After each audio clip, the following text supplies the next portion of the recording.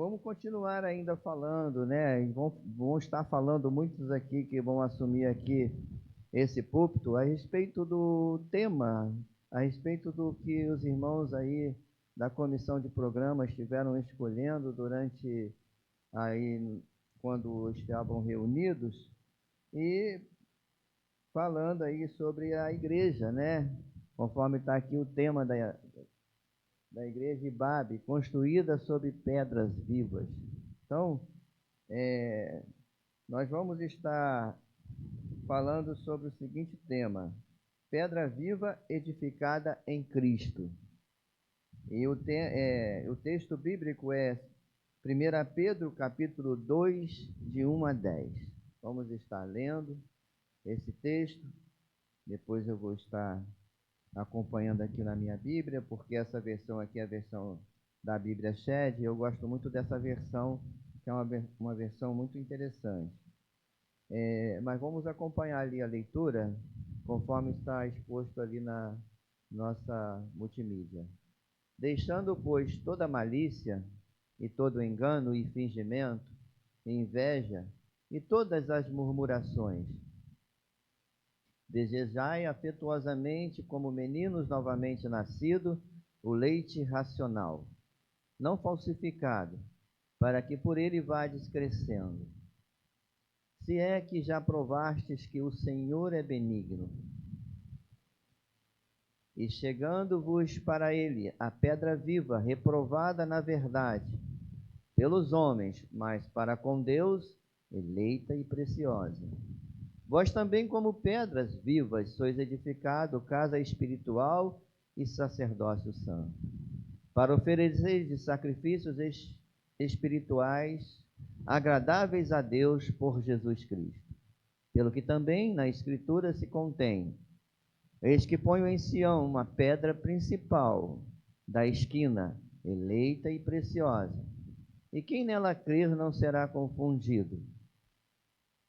E assim para vós, os que credes, é preciosa, mas para os rebeldes é a pedra que os edificadores reprovaram. Essa veio ser a principal da esquina. É uma pedra de tropeço e rocha de escândalo para aqueles que tropeçam na palavra, sendo desobedientes, para o que também foram destinados. Mas vós sois a geração eleita, o sacerdócio real, a nação santa, o povo adquirido, para que anuncieis as virtudes daquele que vos chamou das trevas para a sua maravilhosa luz. Vós que em outro tempo não erais povo, mas agora sois povo de Deus, que não tinhas alcançado misericórdia, mas agora alcançastes misericórdia. Que Deus se digne em aplicar a sua palavra para cada um de nós nesta manhã. Bem, a pedra viva, edificada em Cristo. Esta carta, irmãos, é uma carta que foi escrita aos crentes que estavam dispersos, que estavam como peregrino, estavam crentes que ali estavam sendo expulsos de Roma por conta da perseguição ao Evangelho. Se você analisar logo de início o versículo número 1, Pedro, ele fala a esses irmãos e Pedro os compara como forasteiro, como dispersos, como aqueles irmãos que foram expulsos de Roma por conta do Evangelho. Então eles foram para uma parte norte ali de Roma, chamada Galácia do Norte, no bairro de Ponto, Ásia, Galácia, Bitínia, conforme está escrito aqui. E ali esses irmãos, eles fundaram as igrejas ali. Interessante você observar que essas igrejas foram fundadas por esses irmãos que foram dispersos, esses irmãos que deixaram Roma por conta da perseguição, e ali eles fundaram essas igrejas, e por incrível que pareça, quando Paulo fez as suas viagens missionárias, ele não passou por essas cidades. Quem fundou esse trabalho ali foram esses irmãos, e esses irmãos foram alimentados através dessa carta do apóstolo Pedro, o discípulo de Jesus, um judeu que ali então fala para esses irmãos como eles deveriam se comportar em meio à tribulação, em meio à perseguição, em meio a tudo o que estava acontecendo. Na época, era por volta do ano 62 e 64, então estava acontecendo muita perseguição ao povo de Deus.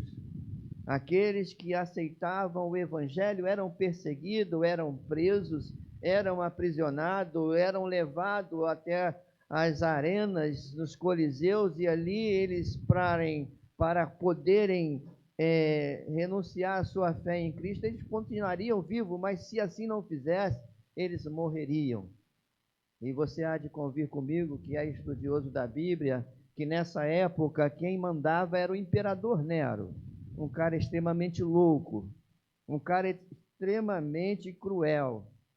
Então, o que ele fez? Ele perseguiu esses cristãos, ele colocou incêndio, ele incendiou das 14 cidades, pelo menos 10 foram totalmente incendiadas, e ali ele coloca a culpa nos cristãos. Então, esses cristãos, quando são pegos, eles são maltratados, são aprisionados, são mortos, são até queimados vivos, por conta de esse imperador cruel, sanguinário e perseguidor dos cristãos. Então, esses irmãos que se converteram ao evangelho, que ali estavam ali naquele lugar, eram pessoas que até então viviam numa vida de idolatria muito grande, numa vida de libertinagem, numa vida promíscua, numa vida sem conhecimento nenhum da palavra de Deus.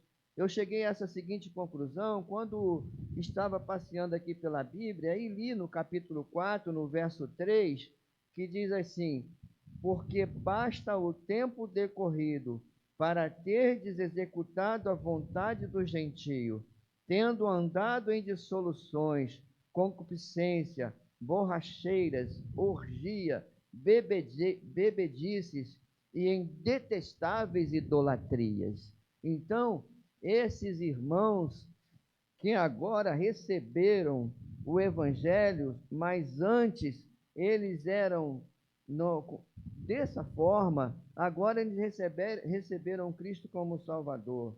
Então, agora eles são, no verso 4 do capítulo 1, para uma herança incorruptível, imaculada, inacessível, reservada nos céus para vós outros.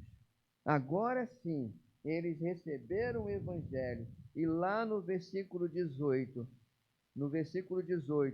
eles falam que eles foram resgatados de um modo, de um jeito maravilhoso por parte do Senhor, sabendo que não foi mediante a coisas corruptíveis, como prata ou ouro, que fostes resgatado do vosso fútil procedimento que vossos pais vos legaram.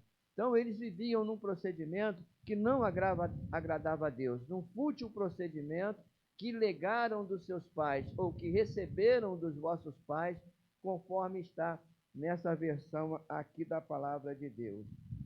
Então, o propósito da mensagem de Pedro, o propósito dessa carta de Pedro, era encorajar esses irmãos em meio ao sofrimento, era falar a esses irmãos que foram expulsos, que tiveram seus bens confiscados, que tiveram a sua vida totalmente destruída, é dizer para eles que para eles há uma herança no céu. Há uma herança em que imperador nenhum pode tirar. Há uma herança que ninguém pode tirar da vida deles. Então, a intenção era fortalecer a fé desses irmãos. A intenção de Pedro era falar ao coração desses irmãos E essa mensagem de Pedro, ela ressoa nos nossos dias de hoje, porque há uma perseguição na vida da igreja. A gente vai passar por perseguição. Um momento ou outro, a igreja ela é atribulada em meio ao dia a dia que ela vive. Não podemos dizer que durante esses 50 anos que a igreja está aqui implantada nesse lugar, foi mil maravilhas. Não, a igreja passou por momentos difíceis, por momentos de tribulação, por momentos de desafio, mas o Senhor diz para cada um de nós que a nossa herança não é aqui, é no céu, é o nosso lugar derradeiro, é aonde nós vamos viver a eternidade. Então aqui nós estamos de passagem. Por isso Pedro chega para esses irmãos: vocês são forasteiros, vocês são peregrinos, vocês estão aqui de passagem, porque a herança de vocês é no céu. Aí Pedro começa então a ensinar esses irmãos, a falar o coração desses irmãos. E Pedro vai usar 3 metáforas para a gente entender o que ele quer falar para os irmãos ali dessas igrejas que estavam ali sofrendo perseguição. E ele fala no versículo 1: despojando-vos. O que é despojar-vos de alguma coisa? O que é você despojar? Bem, eu busquei no dicionário, dá uma ideia de tirar aquilo que está sujo, de tirar aquilo que não está limpo de você. Então, tu imagina você com a roupa, depois de um dia de trabalho, principalmente quem trabalha como pedreiro, vai chegar em casa e vai simplesmente jantar e dormir? Não vai. Ele vai tirar aquela roupa, ele vai tomar um banho, ele vai se lavar, ele vai se limpar. Então, essa versão aqui da minha Bíblia, ali falou deixando, em outras versões fala tirando, mas na versão aqui fala despojando-vos, de tirar. Então, essa expressão dá a ideia de uma vida de regeneração. É a ação de Deus na vida de cada um de nós, quando nós recebemos Jesus Cristo como nosso Salvador, como Salvador e Senhor das nossas vidas. Então deixamos de aquela velha atitude, aquele velho homem de lado, e agora nós somos nova criatura. Por isso que Efésios capítulo 4, verso 22 a 25, diz assim, que quanto ao trato passado, vos despojeis do velho homem, que se corrompe pela concupiscência do engano, e vos renoveis no espírito do vosso sentido, e vos revistais do novo homem, que segundo Deus é criado em verdadeira justiça e santidade. Pelo que deixai a mentira, falai a verdade cada um com o seu próximo, porque somos membros uns dos outros. Até o 25, né? Já foi. Então, está falando para a gente, né? Deixar, se revestir do novo homem, né? Então, Deus, Ele quer que sejamos o quê? Uma pedra viva, uma pedra preciosa. Mas para que isso, a gente precisa tirar essas coisas, deixar essas coisas que contaminam a nossa vida.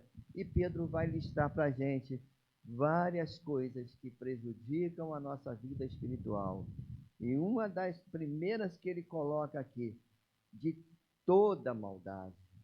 Você tem que deixar de lado toda maldade. Não é uma parte da maldade, não é a metade de uma maldade. Ó, você é um pouquinho mal, porque eu ser totalmente bom não é legal. Mas o que Pedro está dizendo, né, é que a gente precisa tirar da gente, despojar de toda a maldade, tudo aquilo que não agrada a Deus. E a maldade, gente, ela tem origem dentro do nosso coração.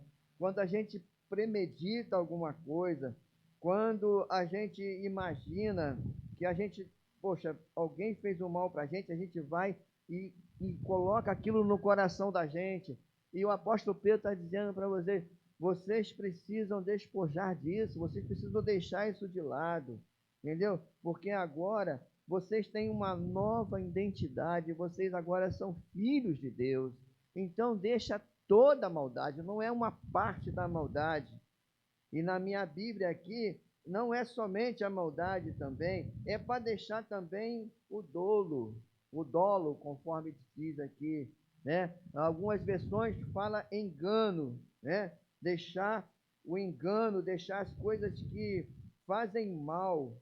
E o significado aqui de dolo ou engano é fraude, é má fé, é a intenção de prejudicar, é a intenção de fazer mal a alguém.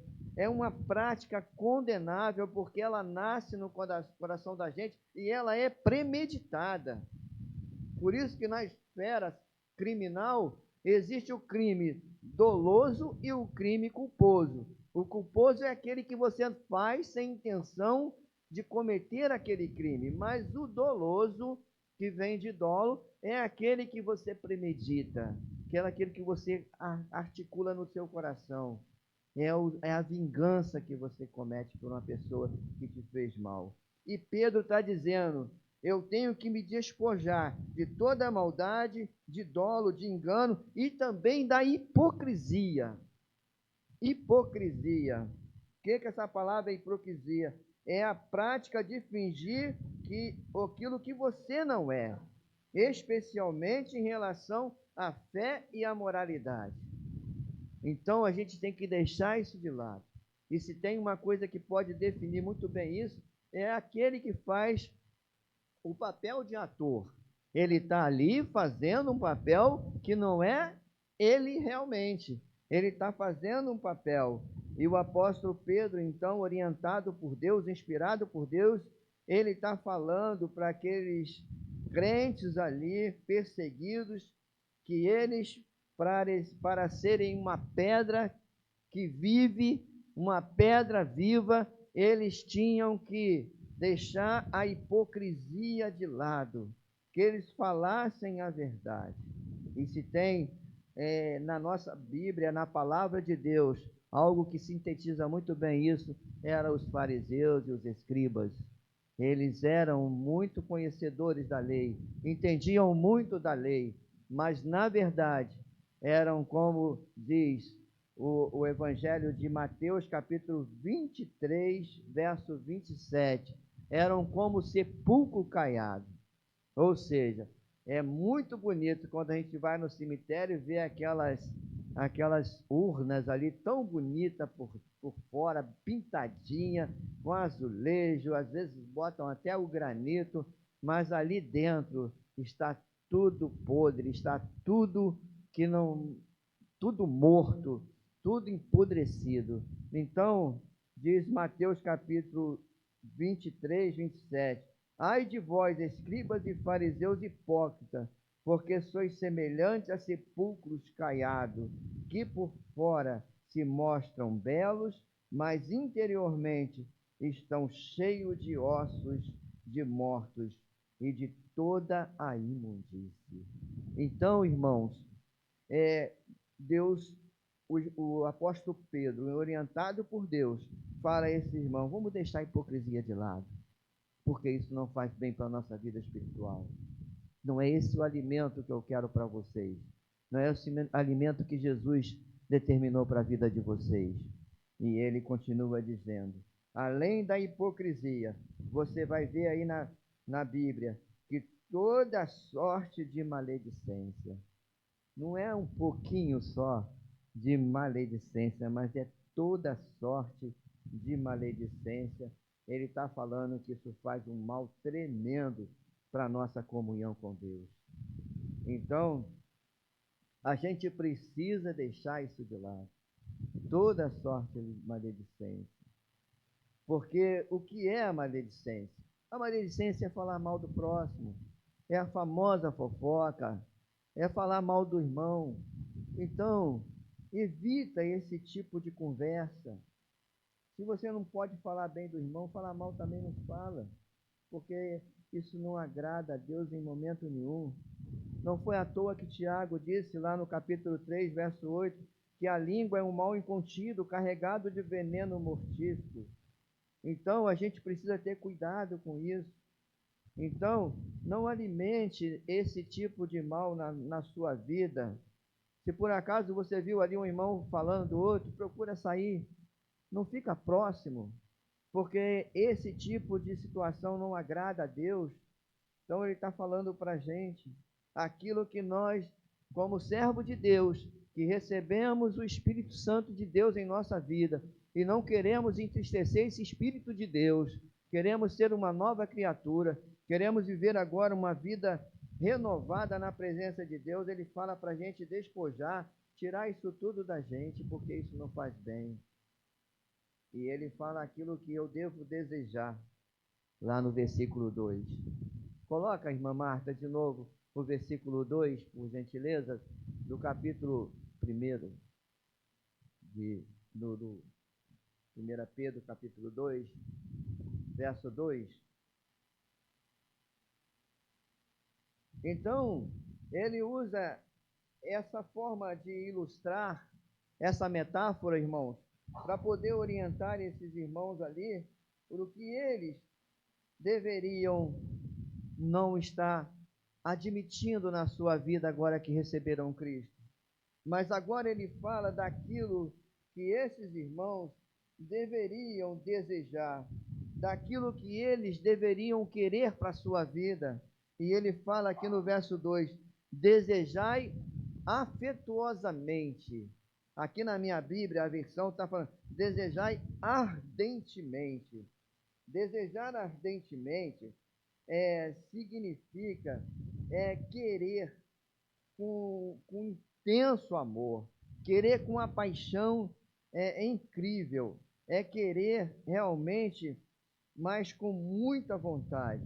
E desejar afetuosamente caracteriza por afeição e amor. E o que é afeição? Afeição é um sentimento de amor, carinho e amizade por alguém ou por algo. Então, eu tenho que desejar isso na minha vida ardentemente, afetuosamente. O quê? Eu tenho que desejar, como criança recém-nascida, o genuíno leite espiritual, para que por ele seja dado o crescimento para a salvação. Se é que já tendes a experiência de que o Senhor é bondoso. Então, como servo de Deus, eu tenho que deixar de lado tudo aquilo que me fez mal e eu tenho que desejar isso que me faz muito bem. Isso que me dá alegria, que me dá esperança, que me dá prazer. Então, esse é um desejo que começa, que conforme a pessoa é movida por ele, ela vai sentindo cada vez mais amor e cada vez mais intensidade de querer. Então, em detalhe, não é apenas uma vontade, ela vai além de um desejo profundo e persistente. Eu até fiz um exemplo aqui de uma frase aqui, né?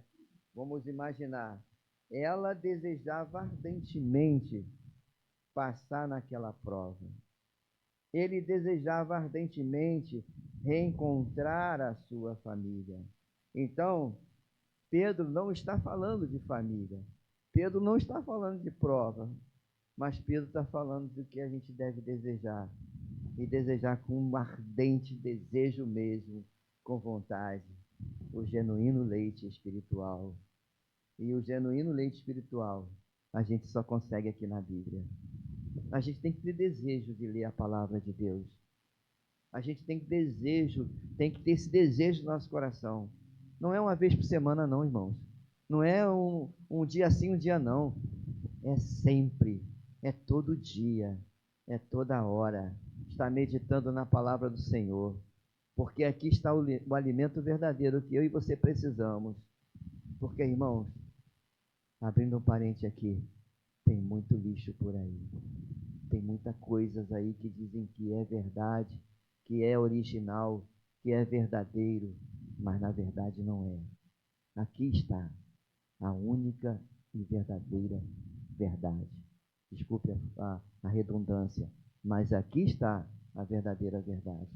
Na palavra de Deus. É aqui que você pode buscar o seu alimento. É aqui que tem o alimento verdadeiro. E Pedro está falando para esses irmãos, para eles buscarem esse alimento ardentemente, buscar afetuosamente. Olha o quanto nós estamos perdendo quando nós não buscamos esse alimento para a nossa vida espiritual. Qualquer alimento que é oferecido, a gente acaba podendo, às vezes, até consumir esse alimento. E esse alimento não está fazendo bem para a nossa vida espiritual. Esse alimento não está trazendo edificação para a nossa vida espiritual.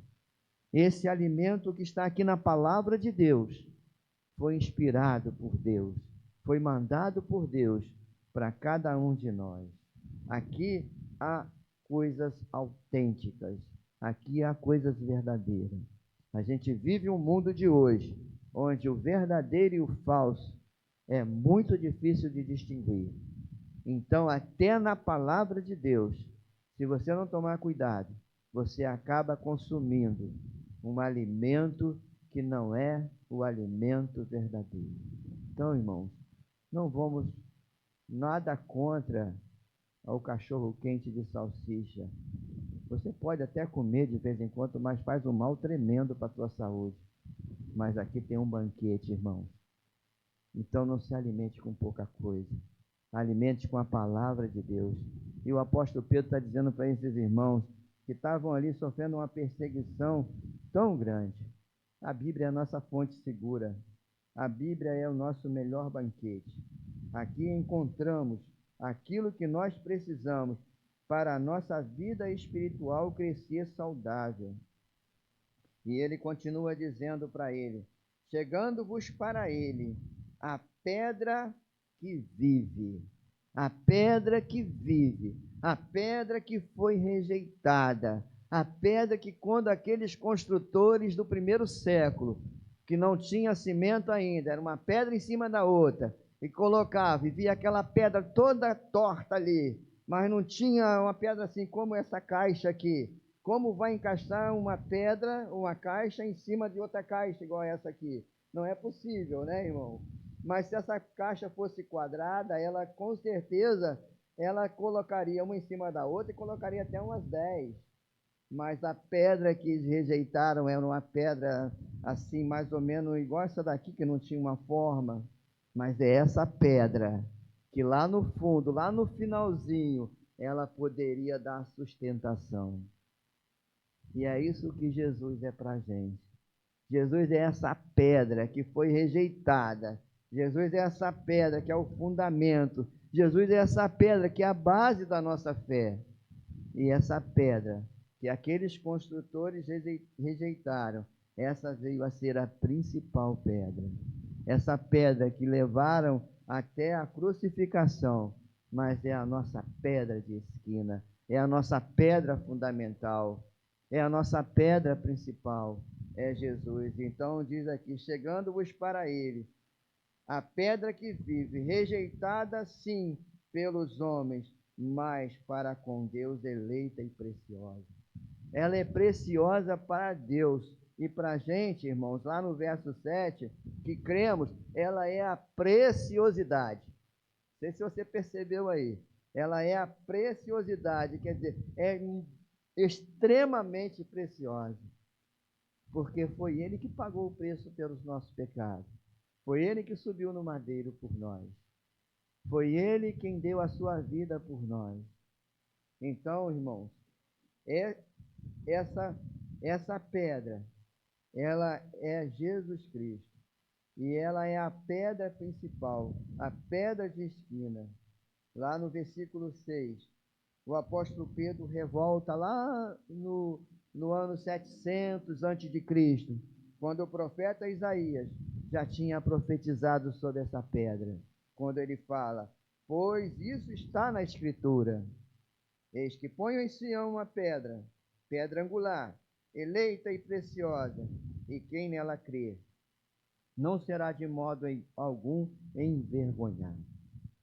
O apóstolo Pedro ele volta lá no livro de Isaías, capítulo 28, verso de número 16, e fala sobre essa pedra que é Cristo que viria. Então, irmãos, para nós que cremos, ela é a preciosidade. Preciosidade significa a qualidade daquilo que é precioso, ou seja, de grande valor, né? E um valor inestimável, um valor incalculável. Foi o valor que Jesus Cristo pagou por nós. E nesse mesmo livro de Pedro, ele mostra o valor que ele pagou. Não foi ouro, não foi prata, mas foi o precioso sangue de Jesus na cruz do Calvário. Verso 18. Sabendo que não foi mediante a coisas corruptíveis, como prata ou ouro, que você foi resgatado do vosso fútil procedimento, que os vossos pais vos negaram, mas pelo precioso sangue, como de um cordeiro, sem defeito, sem mácula, o sangue de Cristo. Então, o sangue precioso de Jesus foi o sangue que resgatou nós do pecado. Então, essa pedra de tropeço, essa rocha de escândalo, é para os descrentes, mas para nós, né? Para nós, ele é a nossa pedra principal, a nossa pedra angular, a nossa pedra de esquina. Então, naquelas construções, conforme disse, ela era rejeitada, porque tinha um formato que não encaixava em cima uma da outra. Mas essa era a que era descartada, depois era usada para dar sustentação a toda aquela construção. Então, essa pedra é Cristo. Então, irmãos, aqui no versículo de número 8, já caminhando para o fim, Pedro fala dessa nova aliança que agora nós conseguimos por intermédio do sacrifício de Jesus na cruz do Calvário. O verso de número 9 diz assim: Vós, porém, sois raça eleita, sacerdócio real, nação santa, povo de propriedade exclusiva de Deus, a fim de proclamardes as virtudes daquele que vos chamou das trevas para a sua maravilhosa luz. Então, Pedro está dizendo para esses irmãos ali, forasteiros, esses irmãos que foram dispersos, esses irmãos que agora eles são um sacerdócio real. Sacerdócio real. Eles estão partilhando do reinado de Cristo. Nós somos príncipes e princesas de Cristo, porque Ele pagou o preço pelos nossos pecados. Podemos ser pedras que vivem nesse mundo, se realmente assumimos cada dia mais um compromisso de nos achegarmos cada vez mais ao Senhor. Nós somos nação santa, separados para o Senhor. Nós somos propriedade de Deus, mas não é só propriedade de Deus, você é propriedade exclusiva de Deus. Olha que o texto coloca para a gente, nós somos propriedade exclusiva de Deus. É uma coisa que é exclusividade dele. Então ele tem o direito sobre nós, ele é o nosso proprietário, ele é aquele que comprou-nos, é aquele que não aceita dividir a gente com ninguém. Você é propriedade, eu sou propriedade exclusiva de Deus, diz o texto sagrado. E por que nós somos propriedade? Porque ele nos criou, e propriedade ainda maior ainda porque ele nos comprou.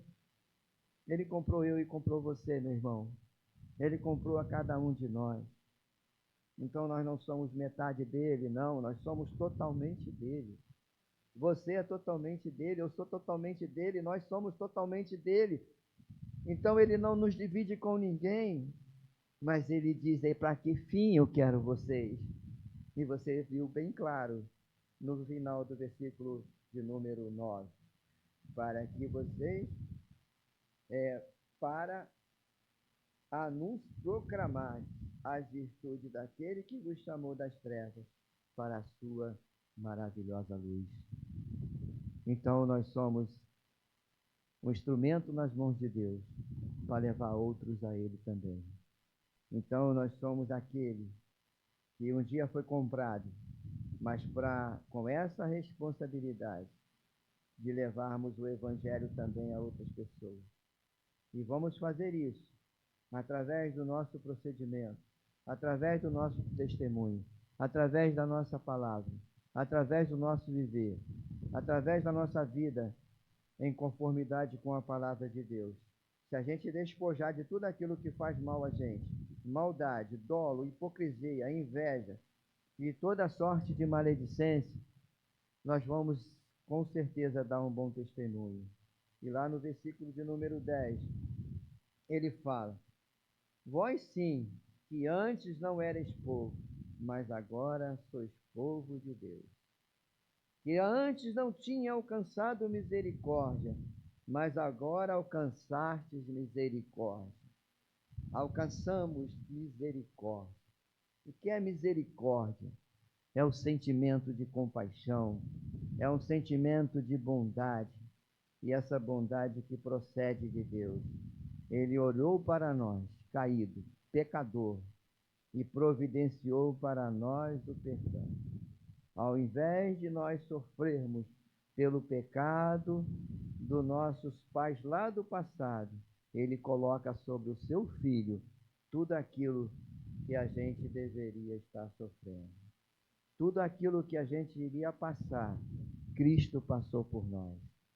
A gente está aqui de passagem nesse mundo, como forasteiros, como peregrinos, dispersos, mas sabendo que Deus tem para nós uma herança incorruptível, uma herança imaculada, uma herança que vai ser eterna nos céus, o nosso lar derradeiro, o nosso lar eterno, que possamos, enquanto aqui estivermos, enquanto aqui Deus permitir que a gente viva, viver uma vida de obediência, viver uma vida de temor a essa palavra tão poderosa, a esse Deus maravilhoso, a esse Deus poderoso que comprou a nós, cada um de nós, a preço de sangue.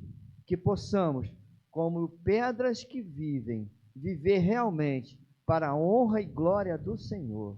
E que daqui a 50 anos, essa igreja possa permanecer firme nos propósitos de Deus, caminhando na palavra de Deus, sustentando todas as raízes que ela fundou há 50 anos atrás. Não deixe que o progresso, que a novidade, que o dia a dia, que a evolução, que os tempos modernos venham contaminar esse ambiente aqui, porque esse lugar foi separado para adoração ao Senhor.